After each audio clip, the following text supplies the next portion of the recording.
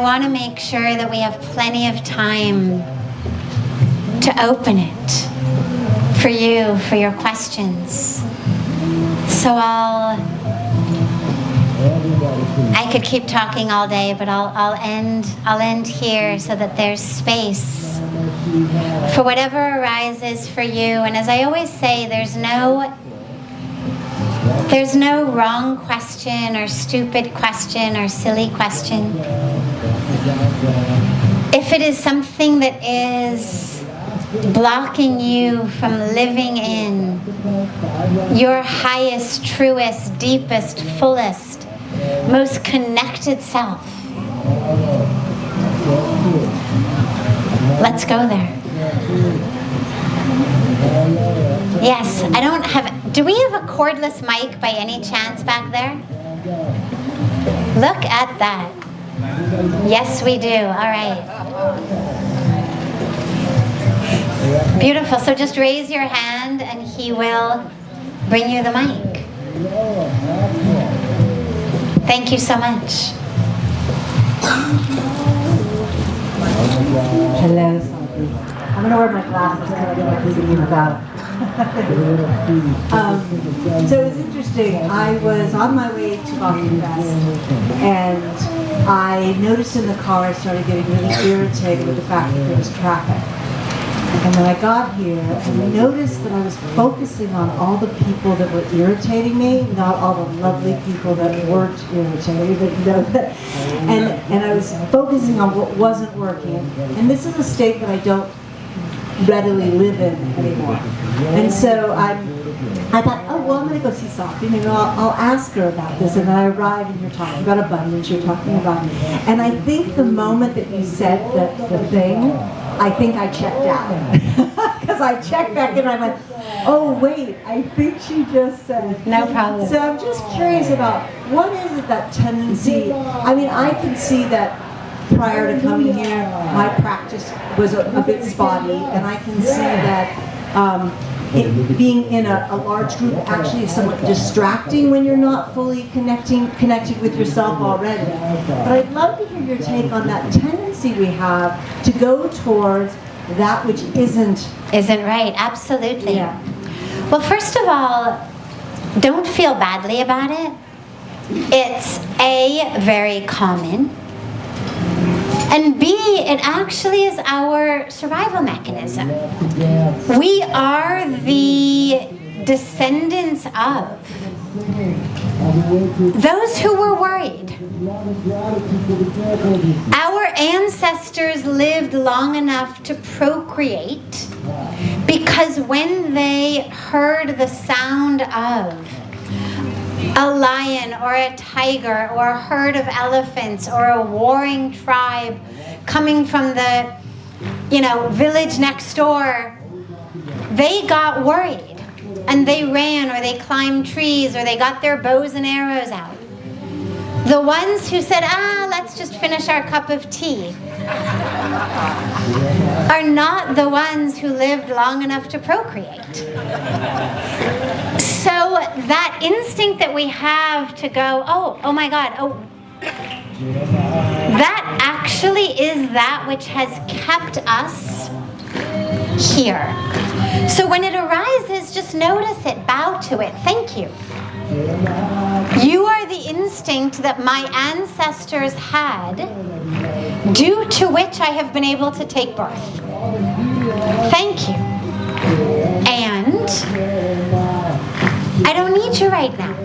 You're not actually serving me. All of the cars that are before me are not actually threatening my existence. And you realize in that moment we have a choice. And that's all it is. It's just about choices. I remember when I first moved to India and I decided that I wanted to wear saris. I love saris. And I thought, well, if hundreds of millions of uneducated women can do this, it can't be rocket science. I'm gonna figure it out. And I started to wear saris and I didn't wear them very well. And most women in India fold it here And also here, typically only, definitely the monastic renunciants, the nuns, and others on much, spiritual paths will take this and pull it over. But typically they will do pleats here and also pleats here in what's more of a sort of stylish way. And so that's what I did at the beginning. And I would have these women come up to me, women I didn't know, who would come up to me and literally stick their hands in my clothes to fix my sari. Now, here, it literally folds right where your underwear is. This one would fold right at the bra. And these women would literally come up and stick their hands right, into my underwear, fix my pleats. And the first time that happened, I thought, oh my God, I've been violated. I didn't even know her and she stuck her hands in my underwear. I've been violated. And then I realized that actually that woman just did for me what she would have done for her own daughter if her daughter was walking out of the house in a very poorly tied sari. And that I simply had a choice. Either I could be violated or I could be adopted. And it was up to me. And so recognize whenever you are having a thought that that's all it is. It's just a thought. You could have a different thought. I mean, right now, in your own mind, right now I want you all just to shout love as loud as you can in your mind. Just shout it in your mind. Love, really loudly in your own mind. And just keep shouting. Just keep shouting love. Okay, now shout hate in your own minds. And let it conjure up all the images it does. Just keep shouting it. Now go back to love.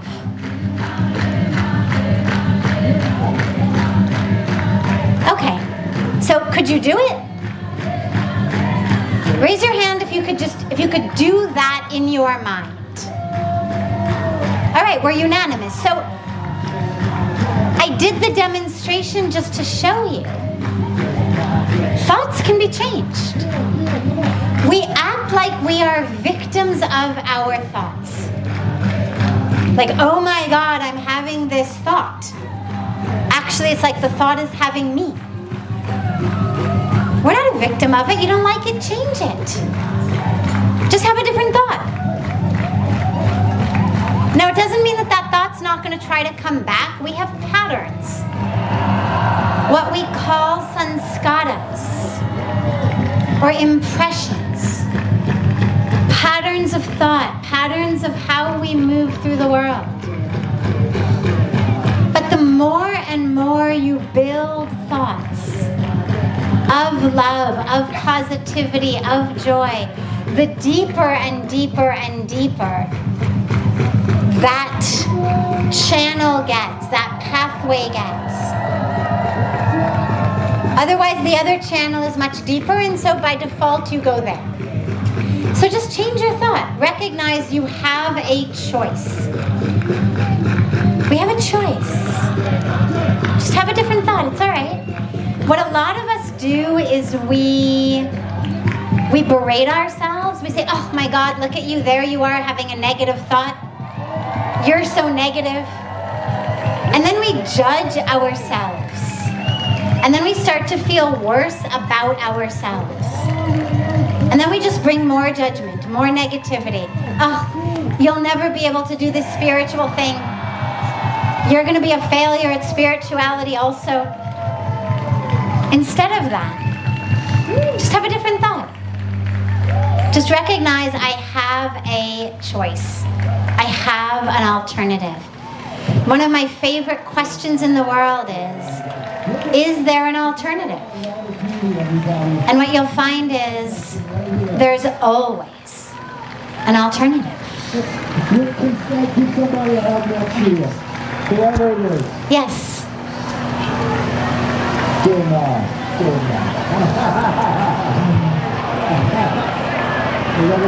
Hello. Hi.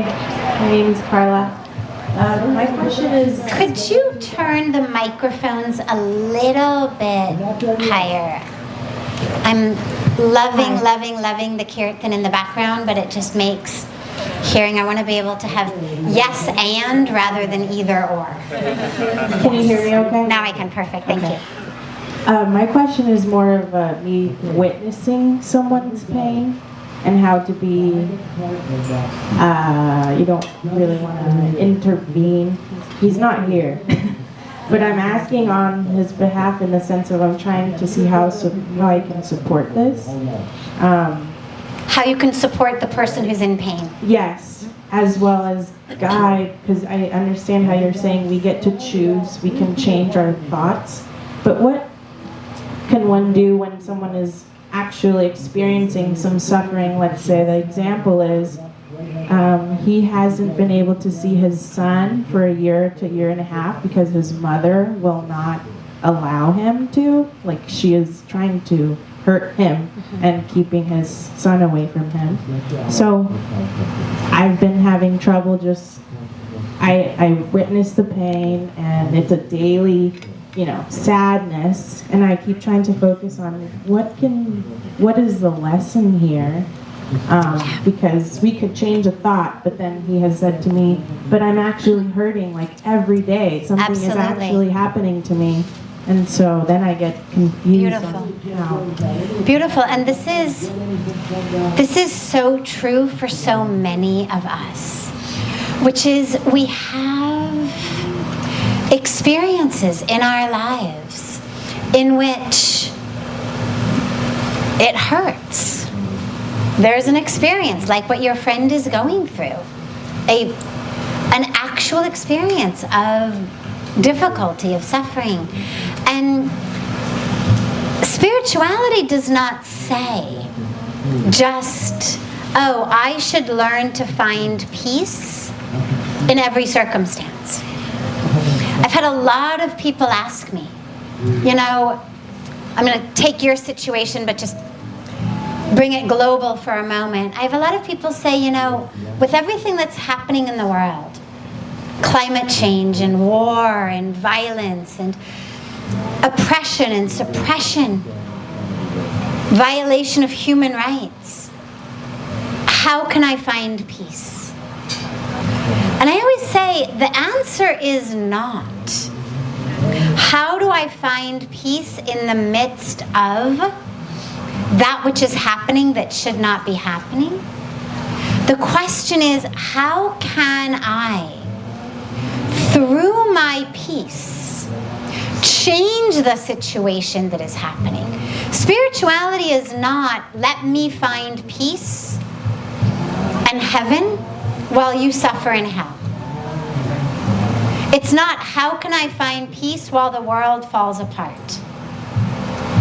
Each of us has a duty, a dharma, to actually serve and to act to the extent possible. So in the case of things like climate change and poverty and decimation of our planet's resources and violation of human rights, every one of us has ways in our lives to make different decisions, different choices, so that we can be part of the solution. And we must do that.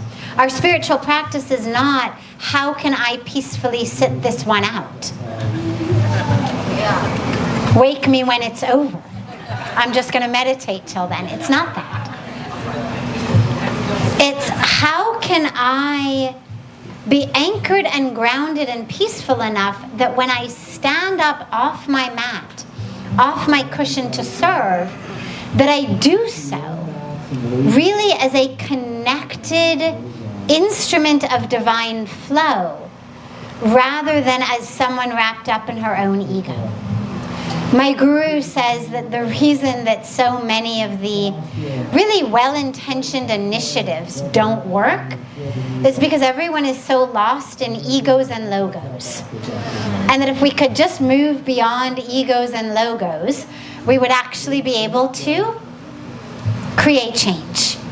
So on that level, our actions actually must happen. But they must happen from a place of peace, so that it's not about me as the doer, my ego, my way. In the case of your friend,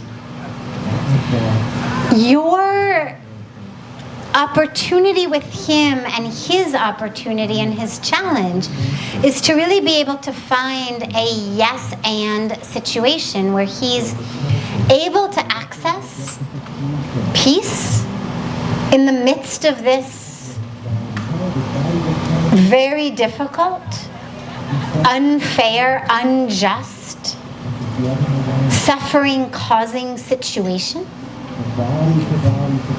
and be able to use that anchoring and grounding that he is able to access in order to do whatever he can to change the logistic situation.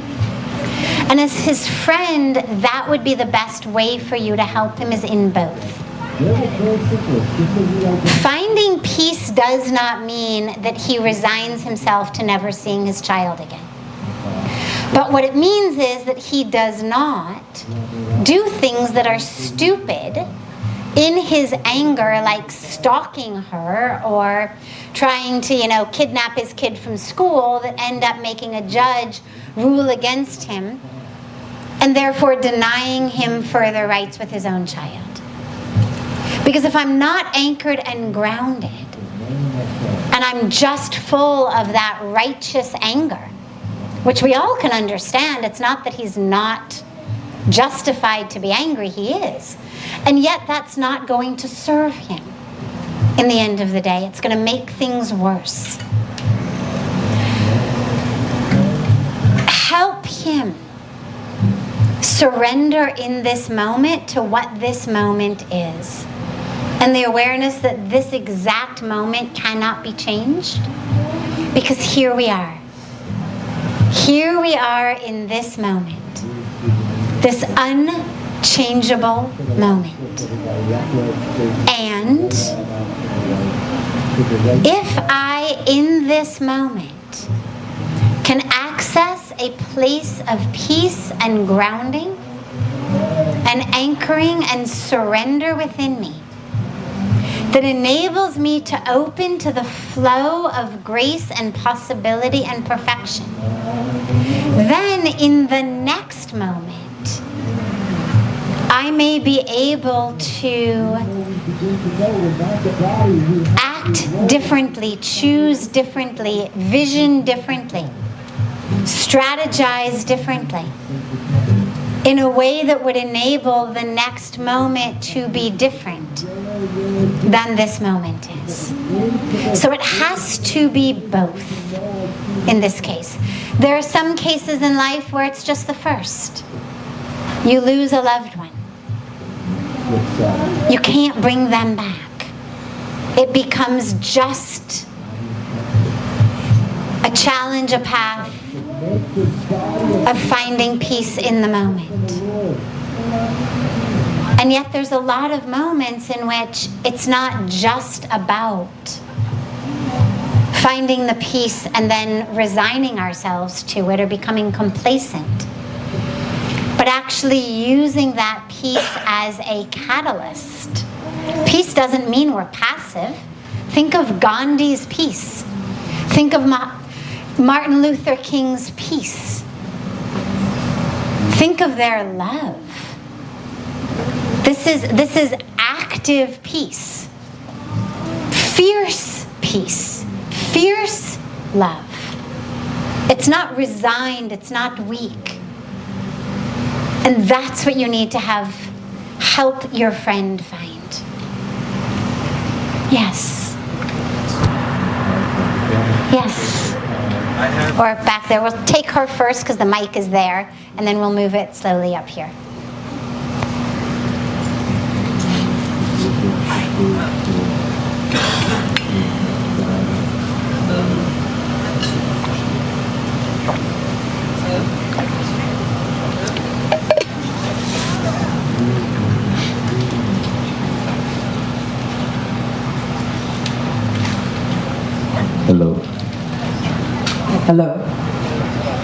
Hi, thank you. After that beautiful question, I feel like mine is a little more superficial, but as I was listening to you talking, there was a part of me that was absolutely right there with the, when you were talking about shopping and decluttering and surrendering, and part of me was like, yes, of course, that's not happiness. And then I took a sip from this beautiful bottle that I love so much because it keeps my water cold. And I was taking in the beautiful orange tapestry behind you, and just that was adding to my experience here in this moment. And we all said, oh, yes, when the microphone worked, right? And in the back of my mind, I was thinking about, oh, maybe I'll check out one of those beautiful shirts that the vendors accost us with. And so yes, and I do like to shop, and it does bring me a moment of happiness, and then I am ashamed. And I don't know how to quite let go of the fact that I am in this body and appreciate the material. Beautiful. Well, keeping in mind the same theme that we've been on for the last many moments, it's yes and. You're not meant to deny the physical. Imagine that you gave someone a gift, someone you love a gift. And then a year later you see that person and they say, guess what? You're going to be so happy, you're going to be so proud of me. You remember that gift you gave me? I forgot all about it. I put it in my closet, I closed the door, I never looked at it. I pretended I didn't have it, I pretended you didn't give it to me. You'd be like, happy? I gave you the gift because I want you to love it, to use it, to appreciate it. Now, God has given us these bodies. And with these bodies, we've been given these senses that have the ability to enjoy music, art, sights, sounds, feelings, touch. I do not believe we've been given them just so that we can perfect the act of ignoring them. It makes absolutely no sense to me whatsoever on any spiritual level. Why would God give us something so exquisite if all we were supposed to do was deny it and ignore it? So we are absolutely supposed to love, adore, enjoy, celebrate, revel in the physical body, the sights, the sounds. Every time you have a sip of that cool water, feel it going down, love it. I looked up at the stars last night when we got back to where we were staying and just took a moment to see one of the great gifts of the desert, which is the stars in the night sky that you can see. It's inconceivable to me that God would have been happier if I got out of the car and said, I'm not looking, I'm not looking, I'm not looking, not looking, not looking, not looking. Right? Could you even imagine? He's created this, or she has created this exquisite tapestry. And then given us the eyes to behold it. Really, we're supposed to not looking, not looking. So, by all means, enjoy the water. Enjoy the bottle that holds it. Enjoy the art that people make. But don't need it for your sense of self. That is where we lose ourselves. Do not identify that ability to have water that is cold, the ability to see the divine in this particular type of tapestry, the ability to purchase a beautiful t-shirt with your core nature, which is joy. Look at children. What do they need to be happy? Babies, right? You stick them on their back. What do they need? Their own toes. Right? One of the mistakes we make as parents is we're like, look at this, play with this. The kid is so happy with their toes, like leave them alone. We give them gifts wrapped up, and the kid is so happy with the bow, the box. And then we hover over them. No, open it. The gift is inside. Hey, let them enjoy the box. Let them enjoy the sparkly bow. We're the ones who are so stuck with open it up, feel what's inside, see what's inside, you'll like it better. Trust me, the bow is nothing. But when you go back to core nature, what do we need to be happy? Our own toes. And so enjoy it all, absolutely. But recognize that you also have a core nature that doesn't actually need it. So that if the moment arises where you don't have your water bottle anymore, you're still there. I had the opportunity to hear Sri S.N. Goenka-ji, who is the one who's credited with really bringing the teaching of Vipassana meditation to so many people around the world, to really bringing it into a system that was accessible. And I had the opportunity to hear him speak before he left his body, and he was talking about how people come for these 10-day Vipassana retreats, and they meditate and feel, I don't need anything, I'm soul, I'm spirit, I'm just detached, just total awareness, pure consciousness. And he says, and you walk out, and the first thing you hear the minute the retreat ends and the doors open is, who stole my shoes? Where are my slippers? So you just want to make sure that doesn't happen, right? Enjoy it, love it, absolutely. It is here to be enjoyed. But just recognize that these senses which are enjoying it are of the body, of the form, and there is a you, which, as Krishna speaks about in the Bhagavad Gita, the yogi is one who is the same in pleasure, in pain, in gain, in loss, in success, in failure. There's all these lines in the Gita of how the wise one is one to whom this and this and this and this are the same. A brick of gold, a lump of clay, a handful of dirt. And it doesn't mean that we don't have the power of discrimination to know what is gold and what is mud. But it means that on the core deep level we recognize that as far as soul, spirit, essence, they're all essentially the same to me. Because who I am, as we began, is one with the infinite.